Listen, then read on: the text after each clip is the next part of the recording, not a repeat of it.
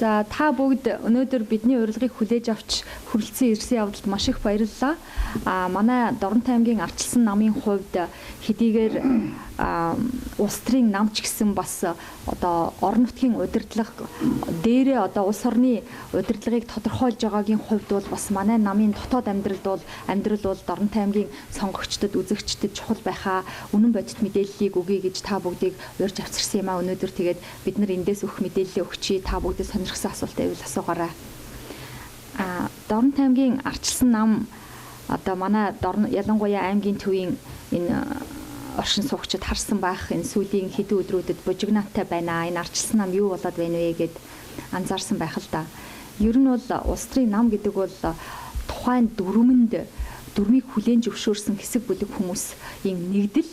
Энэ дүрмийг хүлээн зөвшөөрсөн хэсэг бүлэг хүмүүсийн нэгдэл бол одоо улс төрийн сонгуулийн өмнө идэвхжиж үзэл бодлоо илэрхийлж үүгээрээ дамжуулж төрийн хэрэгт, орон нутгийн хэрэгт оролцох ёстой байдаг. Өнөөдрийн байдлаар Доронтой аймгийн Ардчилсан нам бол хэвийн үйл ажиллагаагаа явуулж байгаа боловч манай намын дүрмийг хүлээн зөвшөөрөөгүй урд нь намд байсан хэсэг бүлэг хүмүүс бас одоо өөрсдийн одоо дүрмийн хэдийгээр хүлээн зөвшөөрөөгүй ч гэсэн одоо тэр дүрм хамаагүй бид нар Ардчилсан намын удирдлагыг авах ёстой гэсэн тийм мэдээлэл гаргаж, тийм зохисгүй үйлдэл гаргаж хэдэн өдөр бас манай нам нэлээд бужигнаатай байлаа. Энэ тухай тайлбар хэлхийг хүсэж байна. Ер нь одоо сонгогчдод бол ингээд сонгуулийн өмнө бол ингээд мөрийн хөтөлбөрөө улс төрийн нам гаргаж ир тавьдаг.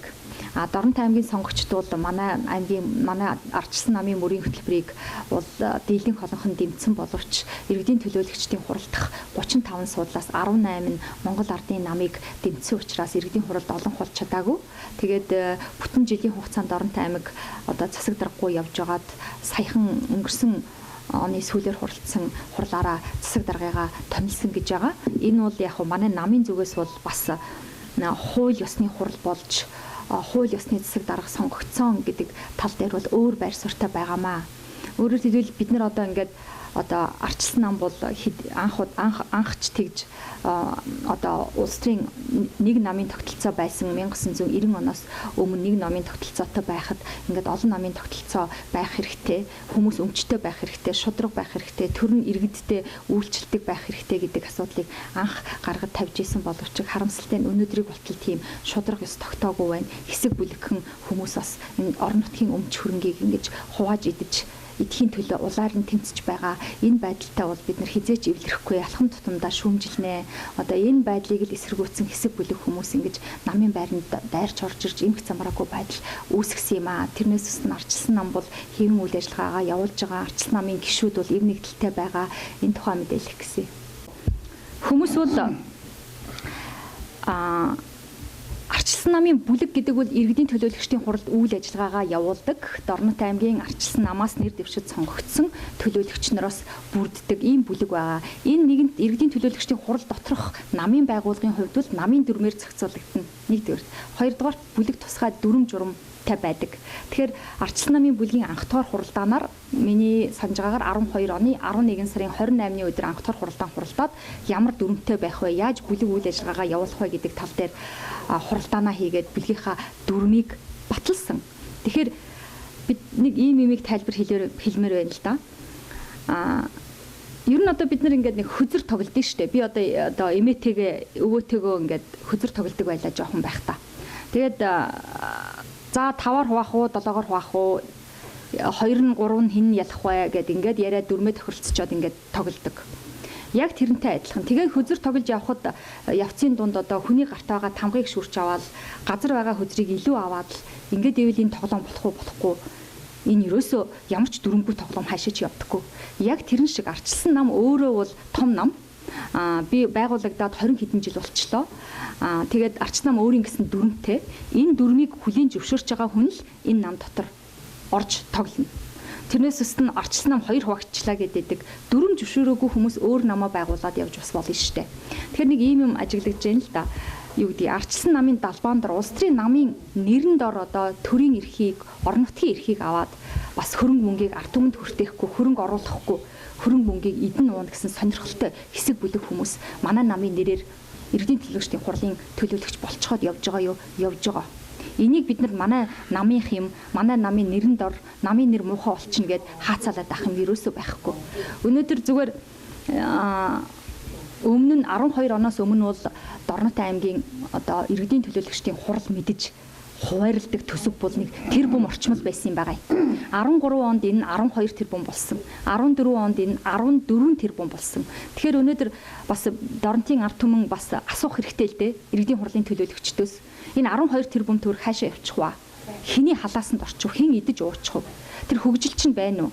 Тэр ажил орлоготой хүн олон болж юу? Тэр хөрөнгө оруулалт гэдэг бол өөрөө татварын бааз суурийг нэмэгдүүлээд олон аж ахуйн нэгжүүдийг бий болгоод аж ахуйгаа дэмжих, аж ахуйн нэгжүүдэд дэмжих үйл ажиллагаа явуулж юу гэдэг асуултуудыг бид асуух эрхтэй л дээ. Гэтэл харамсалтай нь энэ бүх асуултын хариулт бол үнэхээр бид нар олж харахгүй л байна.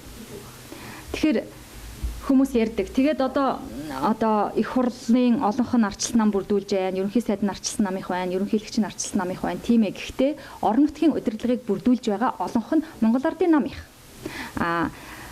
Арчилсан нам засаг даргатай болцсон юм уу гэвэл үгүй. Манайх арчилсан намаас засаг дарга нэр дэвшээгүй. Энэ тухай би шүүхэд өгсөн байгаа. Зарим хүмүүс намайг чи арчилсан намынхаа засаг даргыг шүүхэд өглөө гэд ингээд нөгөө хагарсан гээд байгаа манай миний өмнө дарга байсан одоо хүмүүс хэлээд байгаа л да. Тэгэхээр би түрүү хэлсэн бид нар дүрмээрээ л тоглох хэвээр. Тэр дүрмэн дээрээ ерөөсөө арчилсан намын бүлэг огт хуралдаагүй, арчилсан намын бүлэг нэр дэвшүүлээгүй. Тэр битгий л одоогийн засаг дарга гэж байгаа энэ хүн бол манай намын гишүүн биш. Тийм учраас намын гишүүн биш, улс төрийн албан тушаал хашиж байгаа энэ хүнийг намыг төлөөлнө гэж хэлж чадахгүй. Намын бүлэг бол намтайгаа зэрэгцэж ажиллаад байна. Яг нам шиг ажиллаад байна. Тэгж болохгүй. Намын бүлэг гэдэг бол хана нам дотроос намтайгаа намын гаргасан шийдвэрийг дагаж ажиллах ёстой болохоос биш. Намаас өрсөд намтай зэрэгцээд дахиж нэг нам шиг ажиллаж болохгүй гэсэн ийм л байр суурь барьж ирсэн. Тэгээд энэ намын дарга аймгийн засаг даргад нэр дэвшүүлсэн асуудал бол бүлгээр хэлэлцэгдээгүй. За бүлгийн хуралдаан болсон гэж ярьдаг боловч албан ёсны юм юу ч байдаггүй. За намын бүлгийн шийдвэр бол намын тамга тэмдгээр баталгаажна гэдэг ингээд журмдаа заагаад өгсөн байдаг. Гэтэл одоо ямар ч тийм байдаггүй. Тэр байтугай иргэдийн төлөөлөгчдийн хуралтай холбоотой шүүхэд гаргасан нэхэмжлэлүүд гэх чинь голцвол одоо энэ намын бүлэгээс холбоотой албан ёсны бичиг баримттай байх ёстой байтал ийм байхгүй. Тэгээд энэ бол иргэдийн хуралд хүртэл нөлөөлж байгаа шүү дээ. Иргэдийн хуралдах бодлогын хороо байгуулсан тухай асуудлыг шүүхэд өгсөн. Энэ бол ерөөсөө эцсийн явж л бүлэг ажиллаагүй. Бүлэг ажиллаж чадахгүй байгаатай холбоотой асуудал. Тэгээ энийг юу гэхээр улс төржүүлээд л нэг айхтар ноцтой болгоод л тэгэл энийг чинь бүр аймаг орны хэмжээнд шуугуулад асуудал босгож ирээд одоо ингээд арчилсан намаас сонгогдсон инээтэй гэсэн юм яриад байгаа. Гэтэл яг намын 14 чинь бүлэг хуралдаад асуудлаа яг тогтсног үгүй юм байгаа юм шүү дээ. Та нар бодит байдлыг иргэдийн хурал дээр харж исэн баг. Тэгээ илүү тайлбар нэг шаардлагагүй байх гэж байна. Уусаа Монголд нэг л ардчилсан нам байна. Бид бол одоо орон нутгах салбарын хувьд бол бас тэр төв намаас гаргасан хэлэлцэж гаргасан нэг л дүрмийг дагаж явдаг гэдэг. Тэгээ яг энэ дотоодынхаа асуудлаар уг нэг телевизээр яриад сууж явах бол бас тэрийн бол сонгогчд бас таалагдаж байна уу юу? Энийг тэгээд нэг л одоо нам өмд суугаад байгаа албан ёсны тайлбараа нэрхэлийн зүйтэй л дээ. Тэр нэг Ганбат даргын хувьд бол одоо тэр намын хүн мөн үү биш үү гэдгийг бол одоо том харж байгаа шүү дээ. Арчсан намынхан дарга нь аймгийн орлогч дарга байж идэг. Тэрийн намын хүн мөн юм бол тэр намынхан даргатай хамтраад ажиллах шүү дээ. Тэгэхээр та нарын нүдэн дээр чинь тэр намын дарга одоо тэр үрд ажиллаас ямар нэгэн үндэслэгүй чөлөөр улаан цайнд байгаа шүү дээ. Тэр ардын намын бадамсрын даргыг тавиад л. Тэр эцэст яаж нэг тэр ардын намын даргачсан өнөдөр хариуцлага хүлээж байгаа шүү дээ. Тэр ялчсан нам төгсөн хэрнээ одоо магадгүй тэр намын нэрээр магадгүй сонгогдсон байж болно. Гэхдээ явж нам энэ орон нутгийн сонгуульд мөрийн хөтөлбөрөөр дэвшүүлээд л орсон. Нэг намын мөрийн хөтөлбөрөөр бид орсон байгаа. Тэрийг хэрэгжүүлж намын дүрм зарчиж явах хэрэгтэй. Тэгэхээр бол одоо яг энэ үндснээс бол уучлаарай бид бол бас намынхаа гишүүний хариуцлагыг үрч чадахгүй байгаа төлөөлөгч нартай бол бас сануулга өгж байгаа. Дээр нэмээд бас үндсэн дүрмийн хорооноос ч гэсэн бас албан ёсны тайлбараа ирүүлэх байх тийм. Тэгээ уг нь бол бид энэ бол бас нэг аймаг орныхоо хөгжлийн талаар яриад сууж явах хэрэгтэй. Өнөөдөр бол бас аргагүй одоо нас дотоод амьдралынхаа талаар бол бас нийт гишүүд дэмжигчтэй бас нэгдсэн ойлголт өгөхын үндснээс юм яриад байна шүү дээ. Тэгээ цаашдаа бол одоо зөвхөн хэрэг хасрын даргын хөвдүүд юу барьж ийн гэхээр би одоо ямар ч даргын үед миний барьж ганц л зарчим байна. Бид дүрмээр тоглохгүй бол бид хуулийн дор байхгүй бол бид арчсан засаг гэж ярихгүй шүү. Тэгэх юм бол одоо магадгүй тэр хэрвээ дүрмээрээ тоглохгүй байх юм бол энэ эвлэлтийн нэгдсэн нам гэж явуудах шаардлагагүй шүү дээ. Тэгэхээр одоо эцэц дүрм тэр үтгэд одоо өчигдрийн одоо намын хорооны хурд нэртэй нэг цугларалтад ирсэн хүмүүсийн нөтрийн над бүртгэгчсэн байж дээ шүү дээ. Хизээ одоо тэр хяналтын ерөнхий хорооноос ямар сахилгын хариуцлага шийтгэл ногдуулчихсан юм. Яагаад одоо тэр үндсэн дүрмийнхээ хэмжээнд цаг хугацаанд нь татвараа төлж яваагүй. Ийм байхад бид дүрмээ барихгүй бид цуг нийлчихэд дүрмээ зөрчиж гисэн за хүрээ дээр бүгдээрээ нийлээд сайхан дүрмээ зөрчөөд хамтраад аймаг орны хуваагаад идчихье гэдэг юм харагдаж байна шүү дээ. Тэгэхээр ардчилсан намын хувьд нэг номер үндсэн дүрм хэрэгжүүл. Үндсэн дүрмээ хэрэгжүүлчихсэн байж ч цаашаа тэр улс орны хөгжил дэвшил үндсэн хуулийн дор амьдрах эрхчлөөнийхөө төлөө яв гэдэг зарчим тавьж байна. Тэр утгаараа ардчилсан намын гишүүн байхын нэг шалгуур үндсэн дүрм өөр юм байхгүй. Тэрсээр хэн нэгэн таалагдах хэн нэгний нөмөр нөөдгөнд устгах гэдэг бол тэр явцуу жагн богино бодолтой хүмүүсийн ажил шүү дээ. Хойшлооч гэсэн үндсэн дүрмд гэж өөр юм байхгүй. Нэг юм яваад байгаа юм. Юу гэхээр аль нэг 2012 оны 12 сараас эхлээд одоо ардчилсан нам дотор бас нэг сахилгын хариуцлага тооцсон нөхд байгаа гэдээ яриад байгаа шүү дээ. Тэр нөхдөс үүдэлтэйгээр одоо тэгээд нэг номерт одоо тэр улсын их хурлын гишүүн Бурма гэдэг хүнийг авчирч одоо ардчилсан намын даргаар бас л саяын бүтц суралдаж байгаа байхгүй. За тэгээд сонгочихлаа гэдэг. Бас л энэ нэгээр телевизаараа дуурах юм яриад божигнуулчихсан.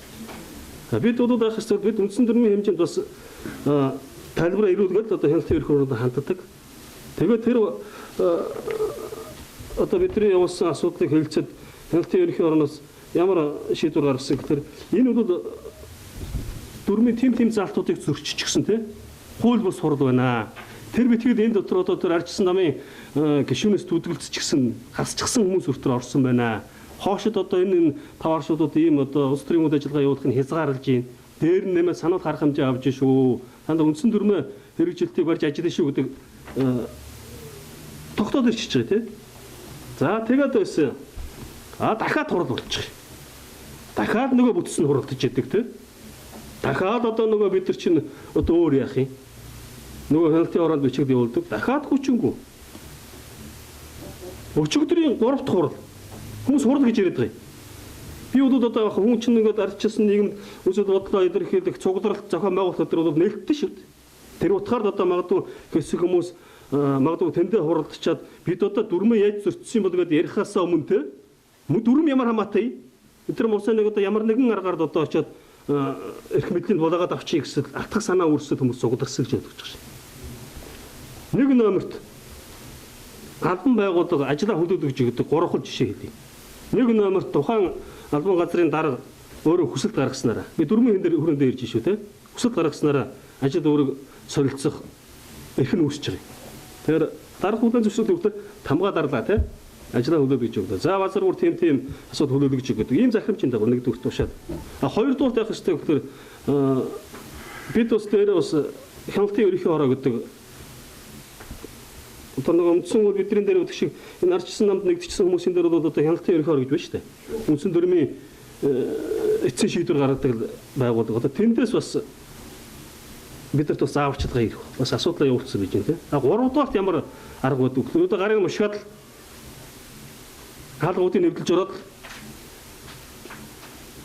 ажил авч юм 3 арга биш шүү дээ. Манай хэд бол би зур ойлгохдоо 3 дахь хэлбэрийн явж ядаад байгаа юм бол гэж харж байгаа шүү дээ. Өнөөдөр албан ёсны дараа сэрэнчмэг дарга байж байна. Бид Орон аймгийн ардчилсан намын дарга болоод 1 жил гарсан болж байна л да. Тэгээд орон нутгийн сонгуулийг нэр дэвшгүй ажиллагаа дуусахад 1 хоногийн өмнө авсан юм.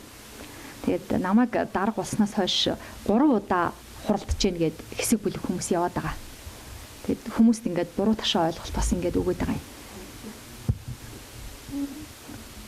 Жил гарна тийм ээ? Жил гарна болж байгаа. Тийм жил гарна болж байгаа. Тийм тэгээд өчигдөр хурал хийсэн гэж би сонссон. Би юу ч хүлээж аваагүй. А тэр суулт хийж гин гээд бас ирдгийн. Тэгээд яах гээд байгаагаа надад албасаар ерөөсөө хэлдэггүй.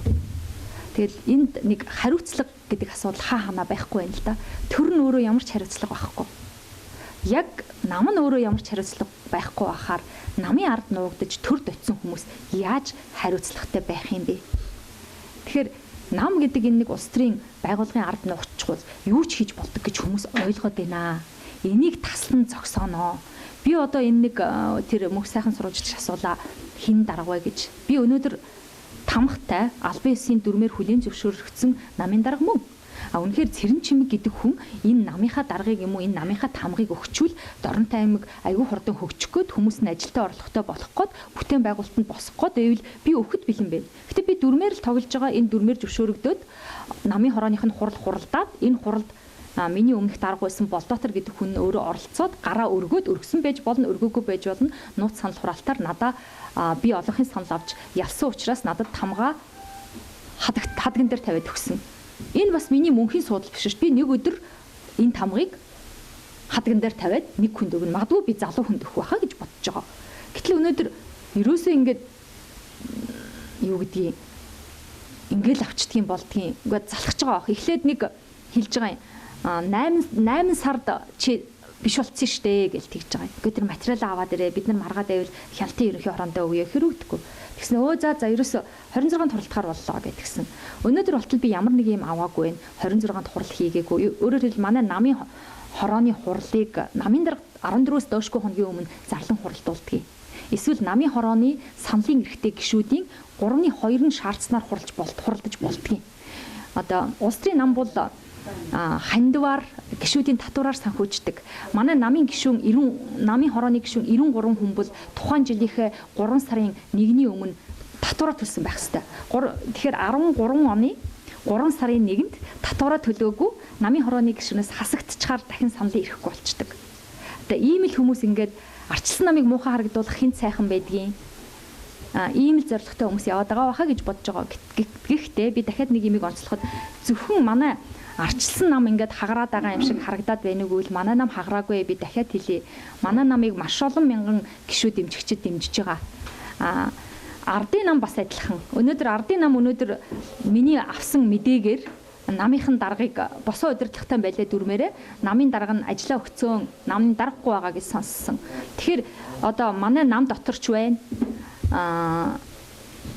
Орон нутгийн иргэдийн өөрөө удирдах ёсны байгууллагт олон болсон ардын намд ч байна. Ийм хууль бусаар хүчээр удирдлагыг аваад тэрний хэдэн төгрөгийг хуваагаад крамалчи гэсэн бодолтой хүмүүс байна.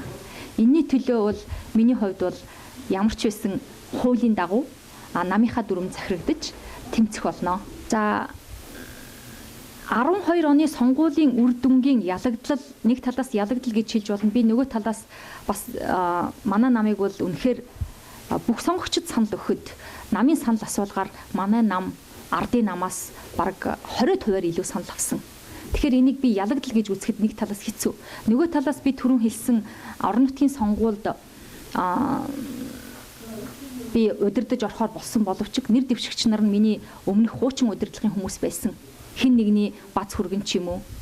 Үнэхээр бас манай намд ашиг орлого олъё гэж манай намын нэрэн дор шургалсан тийм хүмүүс байсан гэдэг нь одоо харагдаж байгаа гэж би бодож байгаа. Өөрөөр хэлбэл би орон нутгийн сонгуульд одоо Дорнтой аймгийн арчилсан намыг удирдах орохдоо миний бодлогоор миний нэр дэвшигчийн буюу миний бодлогоор одоо тавигдсан нэр дэвшигчид оролцож чадаагүй.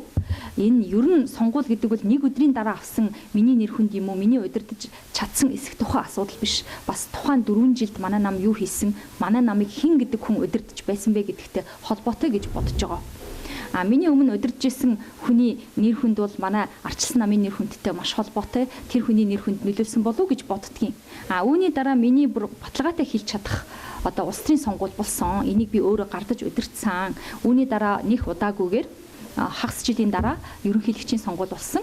Манай Доронтой аймгийн сонгогчид үнэхээр энэ дээр бол манай арчилсан намыг дэмжиж арчилсан намаас нэвсэн ерөнхийлөгчийг бол 54% сандаар гаргасан нь Монгол улсын 21 аймгаас 2 дугаар байранд орсон. Энийг бол би одоо анх удаа өөрөө удирдах орсон улс төрийн сонгуулаа гэж үзэж байгаа. Би амжилттай оролцсон. Би ялтанд хүрэхсэн л гэж хэлмээр байна. Юу л да яг энэ дээр нэмээд хэлэхэд одоо та нар мэдж байгаа би нэг 12 онд нэг сар гарan засаг даргын үүрэг гүйцэтгэгч хийсэн. Тэгээд ерөнхий сайд захирамжаа цуцалсан. Дараа нь би 11 сард 13 оны 11 сард нэг сар аймгийн засаг даргын орлогч хийсэн. Яг энэ мөчөд бол би мэдээлэлтэй ойрхон байх, мэдээлэл авах боломж бол бүрдсэн. Ер нь энэ улс бол мөнгө үйлдвэрлэдэггүй шүү дээ. Татвар төлөгчдийн мөнгийг хэрхэн яаж зарцуулах вэ? Төр яаж зарцуулах вэ? Яаж хүртээмжтэй зарцуулах вэ? Яаж ард түмний хяналтан тор зарцуулах вэ гэдэг асуудал бол одоо мөнхийн бол асуудал л да. Тэгээд зүгээр би орлогч болцоход мэдээллийг авч чадахгүй хаалттай байна гэдэг бол үнэхээр асуудал.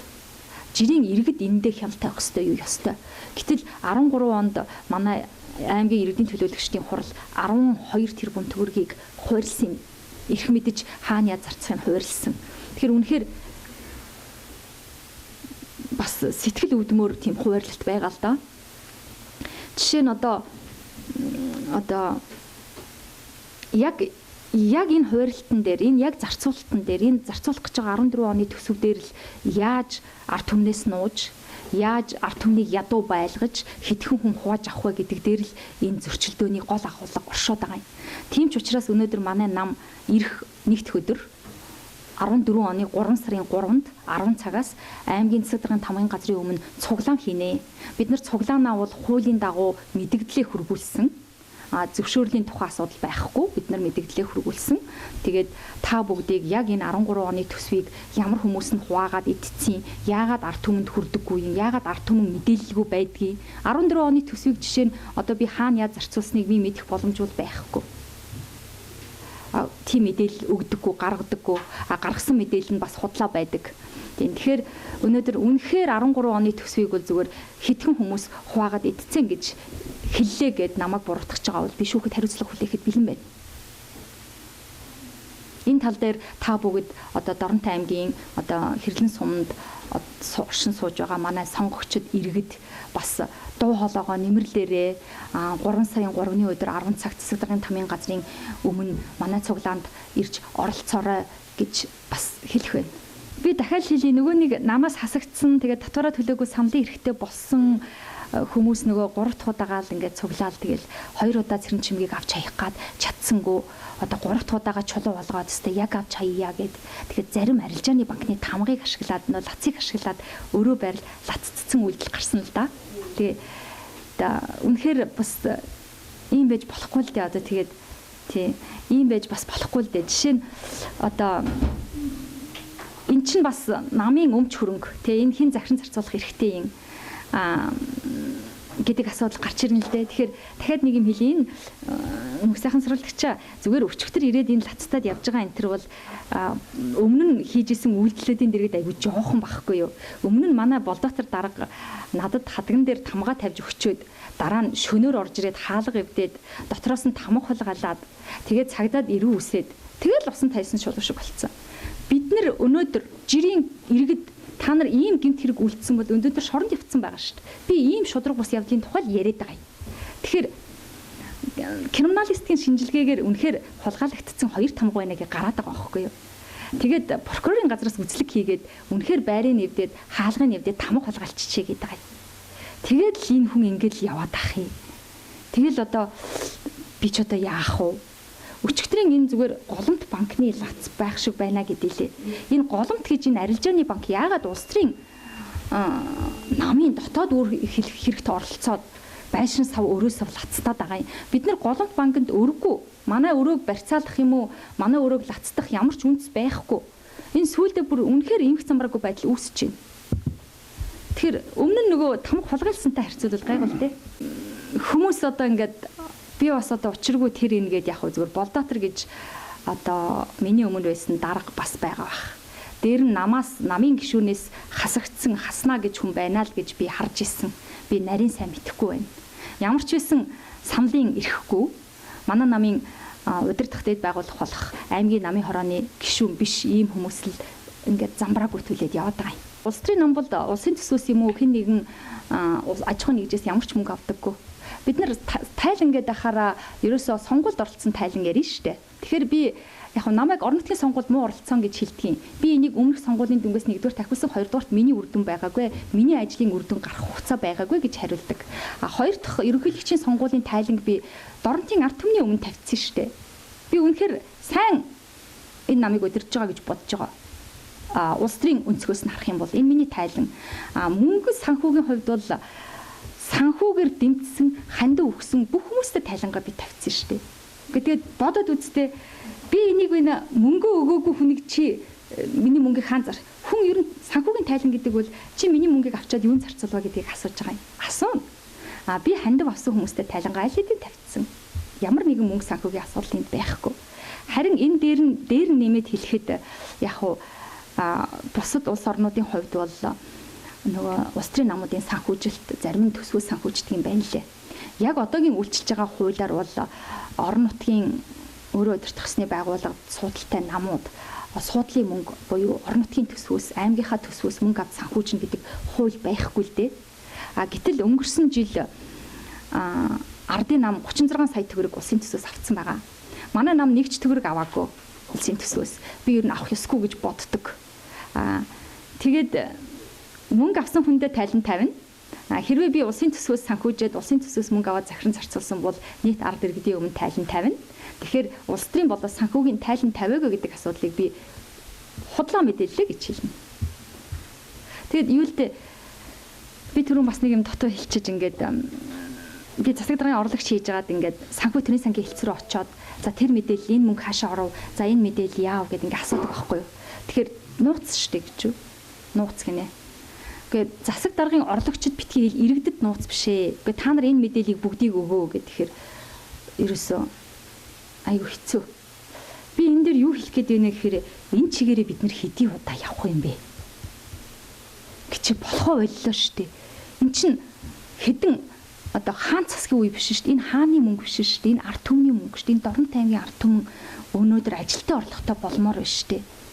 Энэ хөрөнгө оруулалт өнөөдөр үр дүнгээ өгөөд татврын бааз суурийг нэмэгдүүлээд татврын орлого нь нэмэгдээд орон нутгийн өмч хөрөнгө нь аривжаад хүмүүс нь цалинтай болоод цалингаас ашиг орлогын татвар төлөөд аж ахуй нэгжүүдэд дэмжиж ингээд явах боломж байгаа юу? Байгаа штэ. Энд нэг хэд хэдэн шалтгаан байна л да. Ингээд ил тод байлгаад байх юм бол одоо өөрсдөд нь идэх боломж олдохгүй шүү. Тэгээд нуугаад байна гэдэг чинь идээд байна гэсэн үг биш шүү. Тэгэхээр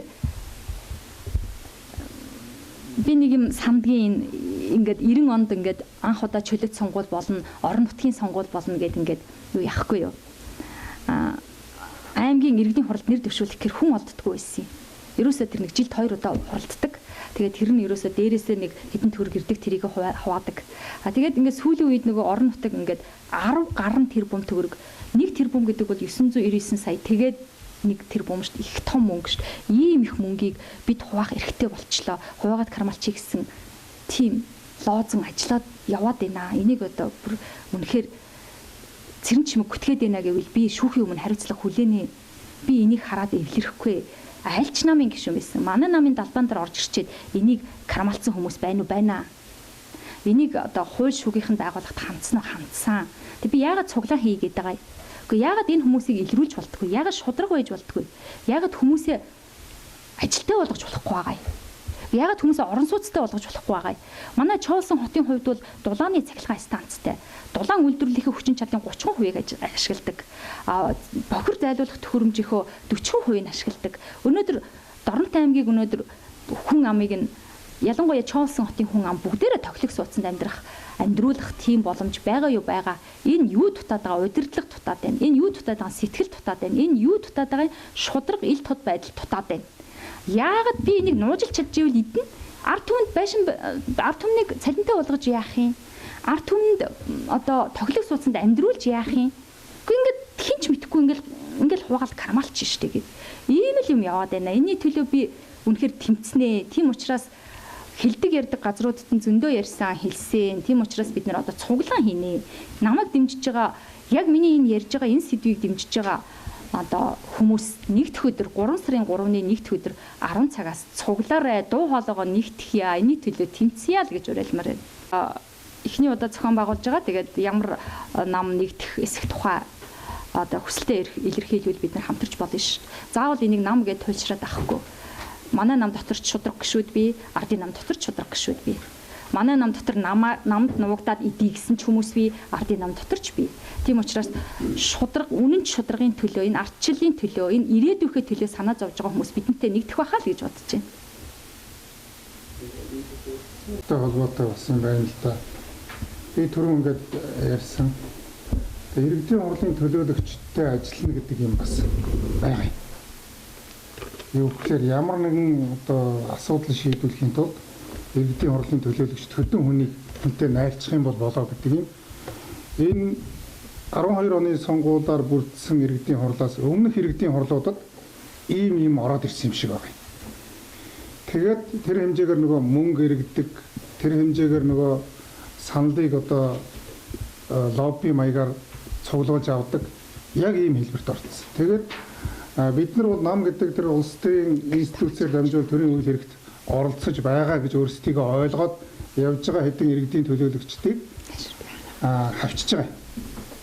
Тухайлбал би одоо нэгдүгээр хэлмэгдсэн хүмүүст гомбгөр 14 оны аймгийн төсөвт Чулуун хороод сумд хог цэвэрлэхний ковш ахуй үйлчлэгээний төвийн барилгын санал оруулсан. Тэгэхээр гомбгөр өөрөө ирээгүй учраас гээд нэг хогийнхын нэмийг тавьж өгөөд нөгөөх нь хасаа хийчих. За манай энэ Эрдэнэ сумын 5 дугаараагаас сонгогдсон төлөөлөгч Алтан шагаа 5 дугаар бол Чой улсын хотын хөдөө. Хүн амтай тэгээ юунууд нь бол хүүхдүүд олонтой, хүүхдүүдийн цэцэрлэг сургуульд хамрагдалт нь бол аймгийн хэмжээнд нэлээд нектард багтай газар шүү дээ. Тэгээ хүүхдүүд гэрээрээ голцсон байдаг.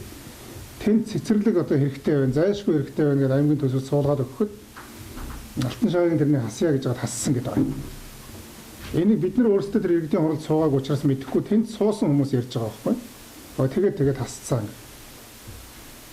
Тэгээ би хөдөө орон нутгийн хөдөөгийн сумдыг бид нар тэр залуучуудыг сумдаа чөлөө цагаа зөв боловсон өнгөрүүлэх тийм юм бол альж сумд дутмаг байдаг. Тэгэл одоо яг зарим сумдууд томоохон сумдад нөгөө баар маарууд нь байдаг гэж байна. Баар нь чөлөө цагаа зөв өнгөрөөнө гэвэл бас хэцүү. Тэгээд Булган сум энэ жил 14 онд 90 жилийн ойтой. Тэгээ Булган сумд стандартын биеийн тамирын талбай одоо энэ багуудын дунд ингээд ногоон төмөр хашаагаар ашигдсан. Нэг биеийн тамирын талбай байгуулах санал оруулахад мөн хасаа хийцэн. Ийм маягаар нөгөө иргэдийн хурлын төлөөлөгчид асуудал тандж байгаа байхгүй юу? Хэнд юу хэрэгтэй гэдэг талаас нь биш. Тийм ээ?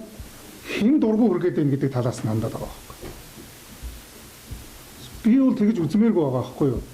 Тухайн орон нутагт тэр суманд, тэр багт, тэр хотод, тэр хороонд юу хэрэгтэй байна гэдгийг талаас нь л хандах хэрэгтэй. Тэрнээс биш тэнд хэрэгтэй тэрийг мэдчихэж байгаа. Гэвч яг баталдаг дээр тэндээс чи хэн гарлаа? Тэрэнд өгөхгүй. Ингэх юм бол харин ёстой доромжилж байгаа байхгүй нөгөө өөрсдийг нь сонгож өгсөн сонгогчдыг доромжлаад байгаа.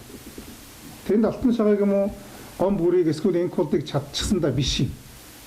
Тэр Булган Чулуун хороод 5 дугаар багийнхныг л дөнгөд байгаа байхгүй. Тэгээ иргэдийн хурлын төлөөлөгчид яг ийм маягтай. Тэгээ энэ нь юу гэхээр нөгөө би түрүү ярьж байсан намтай зэрэгцээд бүлэг ажиллаад байна гэдэг чинь тэр байхгүй юу? Намтайгаа санал солилцсон үгүй. Бид нар 3 удаа уулзалтахад тэс өмнө юм яриад хурлаа хайж гүйж гараад байсан хэрнээсээ очоод ардын намынхантай нийлж гаад тэгээд багцуулаад орчиж байгаа байхгүй юу? Энийг зүгээр цэвэр хувилдаан гэхээс өөр би бол тохиролцсон юм уу ямар нэг гэрээ хэлцээр хийсэн гэж үзэхгүй. Энэ нь зүгээр л хувилдаан.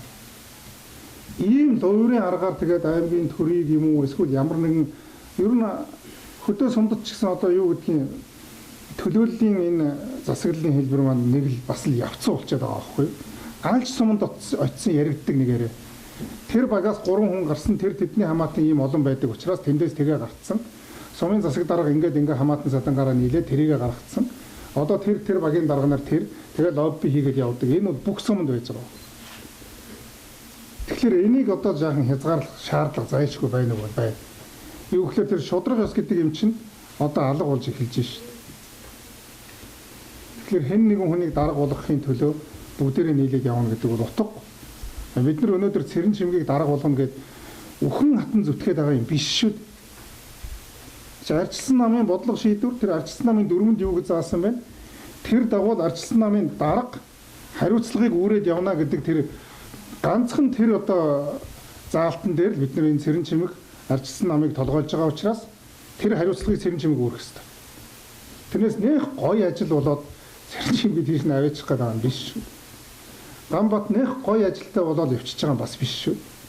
Тэгэл одоо ингээд сүүлийн энэ үйл явдлуудаас харахад мэдгүй би бол одоо засаг дараагаар сонгогдсон Гамбатыг эдгээр дэмжиж байгаа хорлоод байгаа хоёрыг ялгахаа байж байгаа.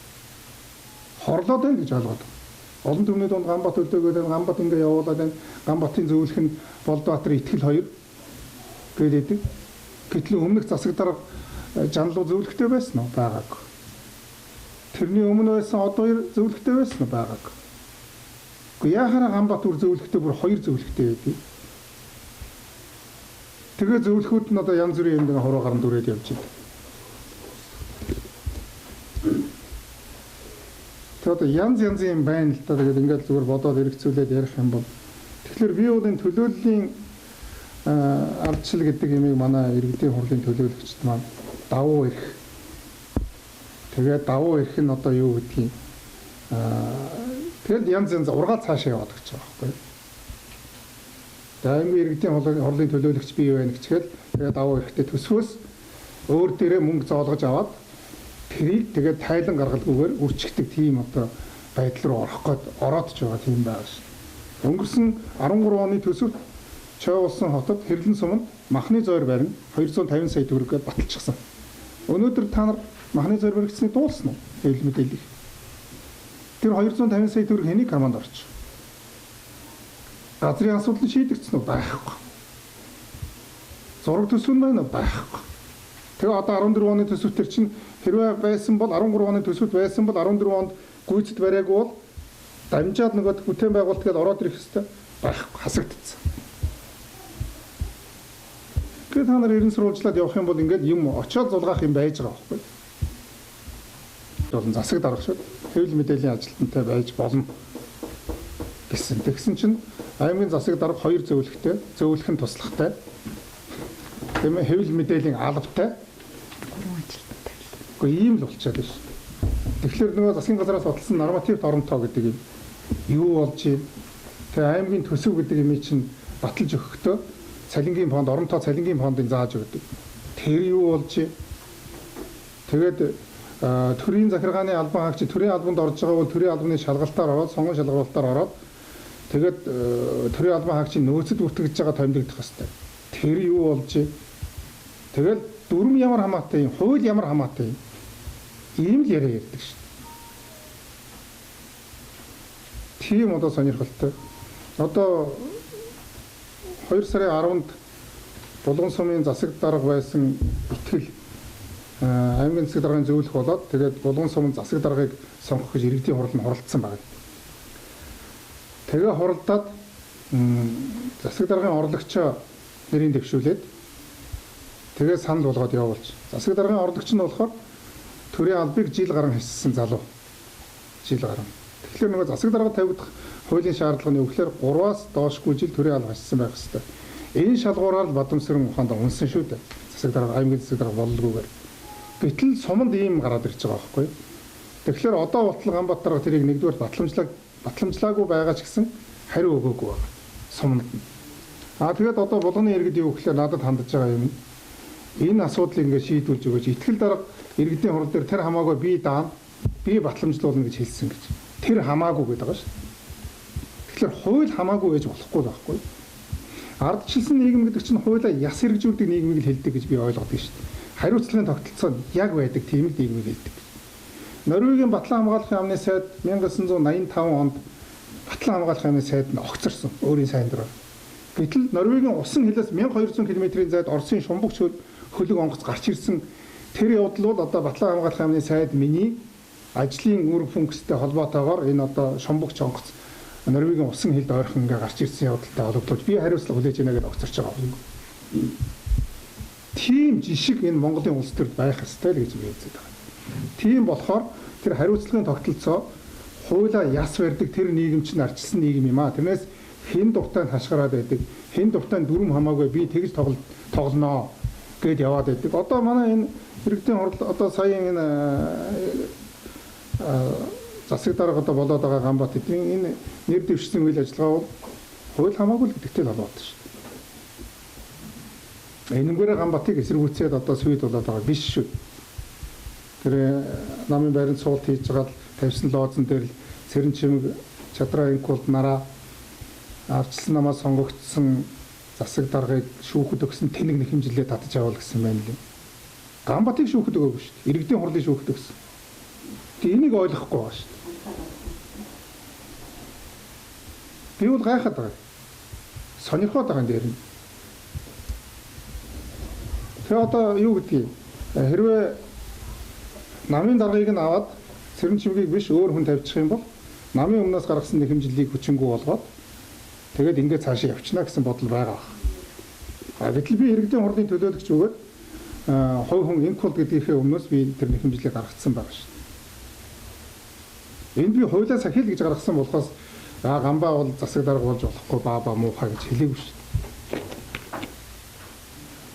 Номынхаа дагуу сонгогдоод ирвэл сайн л байна. Тэрэнд өртөө тэр муухай тэр нь одоо манай засаг дарга биш гэхгүй. Батүр Баатар хэлжээс би энэ төрийн сүлдийг ерөөсөө оошоодгүй. Үнэхээр муухай төрийн сүлд. Хараа дургу хүрдэг. Гэхдээ Монгол улсын төрийн сүлдгээр үндсэн хуулиар зөвшөөрсөн учраас би тэрийг хараад залбирдаг. Би бол тийм л үү. Тэгэхээр тэр бүх юм ном журмынхаа дагуу байх юм бол асуудал байхгүй. Хэвлэл мэдээллээр бол яг ардчсан нам дээр суулт зарлаад байна. Интернет сайтуудаар тэр явсан л да. Тэгээ 2 хоног яг суулт зарлаа гэдэг орой лоозон барьж ирж ихсаал одоо суулт зарлсан гэсэн хэвлэл мэдээллээр явсан. Үүнтэй холбоотойгоор бол яг суулт зарлаад одоо тэн дээр манай намын гишүүдийг хамруулад нийт гишүүд дэмжигчдийг хамруулад нэг олон түмэн хамарсан суулт бол болоогүй. Энд бол яг түшнээ компани бас нэг хэдэн ажилчид ирсэн харагдан лээ. За хэдэн лоозо барьсан. Ийм байдалтай 2 хоног өнгөрсөн. За энд бол яг манай гишүүд дэмжигчд бол нэлээд дургуутслаа илэрхийлж одоо та бүхэн одоо энэ байдлаа болоо. Болд дарга таны үед ч одоо та өмнө намын дарга хийжсэн хүн ийм байдлаа зогсоогооч гэсэн. Ийм шаардлагыг тавьсан. Гэтэл одоо юу гэдэг манай гишүүдийг одоо янз бүрээр үлдээ хэлээр доромжлох, хэлэх ийм аргаан үүссэн. Тэгээ энэ байдлаас бол бид яг за энийг одоо бид болио. Энд нам дээр бол үнэхээр ажил төрөл хийлэхгүй одоо хэрүүл маргаан хийгээд байсан учраас бид сүүлийн нэг өдөр бол одоо гэр орондоо очиж хүртэл одоо ажиллаа хийхээр одоо болцгоосон. Тэгээд сүүлдээ юу гэж ярьсан гэхээр одоо ороонд ирсэн чинь харин бүгд лоозон юм аваад яваад өгсөн. Цэрэн чимэг даргатай тохирчлоо. Бид хурлаа 26-нд хийхээр боллоо гэд. Ингээд харсан байсан. За тэгээд одоо гайхад цэрэн чимэг даргаас тантай одоо ярьсан тохирсон юм байгаа мó ярьсан юм. Ямар нэгэн тийм бол яриаггүй. Тохироогүй 26-нд бол дөрмийн дагуу бол одоо намын орооны хурлыг бол 14 хоногийн өмнө зарсан байх шүү дээ. Гэтэл одоо энд одоо нөхдүүд маань өөрсдөө одоо ямар нэгэн дүрм баримтлгүй 26-ны өдөр хурал хийхээр болчлоо гэд. За 26-ны өдөр хурал зарсан байдлыг бид харсан. За 30 гаруй одоо хүнтэй өдөө аж ахуйн одоо политехникийн коллежид хурлыг одоо хийж байгаа гэсэн ийм мэдээлэл авсан. За энэ одоо хуралд нь одоо намын хорооны гишүүд одоо хэр олон оролцсон байгаа гэсэн байдалд одоо манай намын хорооны зарим нэг гишүүд очиж харсан. За энд бол намын хорооны гишүүд бол байхгүй байна. Ямар улсууд байгаа юм гэхлээр одоо өмнө дэхтэй намын хороонд байсан 30 гаруй хүн цугласан байна. Тэр цуглаанд бол ерөөс татвараа өмнө төлөөгүй 3 сарын 1-нд татвараа төлөөгүй намын хороонд байхгүй болсон. Эдгээр улсууд нь цуглаан хийгээд ийм байдалтай байж гэнэ гэсэн. За эдгээр яг ингээд цуглаан хийгээд байж байгаа одоо хоорондоо ярих юм байдаг юм байгааз. Гэтэл төд удалгүй дараахантай нь одоо Ганбат даргыг ардчсан намын даргаар сонгочихлоо гэсэн ийм мэдээлэл яваад эхэлсэн. Тэгээ ороо нь одоо юу гэдэг өчигдөр ороо ардчсан намын байран дээр ирээд одоо энэ өрөөнүүд дээр улаан цэнхэр өнгийн баримлын шавраар наагаад одоо тэгээд ийм лацтай тий одоо ийм улаан цэнхэр өнгөөр ингээд бариулын шавар хаалганы одоо ингээд лац ингээд дарсан. Ийм лацтай ингээд ийм дарсан байгаа маа. Энэ тэгээд одоо бид зүгээр ингээд сонсох нь энэ одоо 16 дугаартай ийм арилжааны банкны ийм тамгаар ингээд дараад ингэсэн ийм байдалтай байлаа. Манай нам болвол гишүүд дэмжигчдээс одоо санхүүжиж үйл ажиллагаа явуулдаг болохоос биш аль нэг арилжааны банкнаас зээл авч үйл ажиллагаа явуулдаг.